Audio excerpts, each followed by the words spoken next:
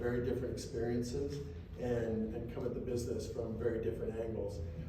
I would say that where the similarity lies, beyond the fact that we're all in the same industry, is that we were all inspired to do something that hopefully would make a difference, that would have an impact, and then we were all stupid enough to go the de novo route.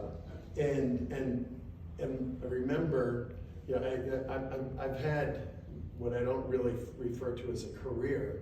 I've been very fortunate through my career in that I've really had a lot of fun building companies and helping others build companies. And I never really felt like I had a job. I mean, I figured if I had a lot of fun building something and really enjoyed the experience, that it would be worthwhile doing every day. If not, I'd probably be, I mean, I remember having a job as a kid, swinging a pick out in the desert, digging trenches for this concept called cable TV that was coming to the region. And I knew I didn't want to do manual labor for a living, and then eventually I became an investment banker at Sandler O'Neill and had a wonderful career there. I was a partner at the firm and retired from the firm at a very young age and moved out to California, married my college sweetheart from 100 years ago.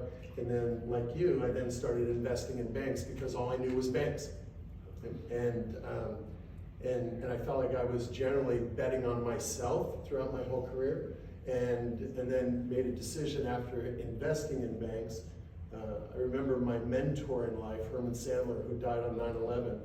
You know, he said to me, "If you're so smart, why don't you go do it?" And used to challenge me because I used to go into meetings, and please, no one take this personally, but we used to go into meetings with small banks across the whole country. And I was like, how did that guy end up running a bank?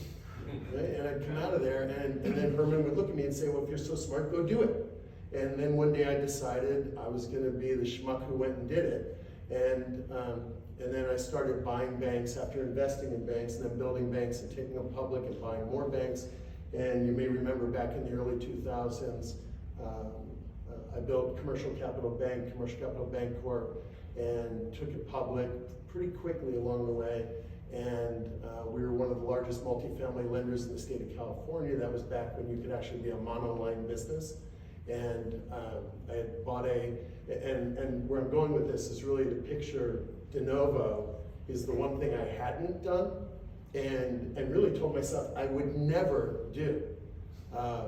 And in launching Commercial Capital Bank, I did that through buying a small bank, and the purpose of that was to get a charter.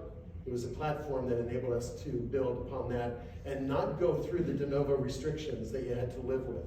But for all intentions,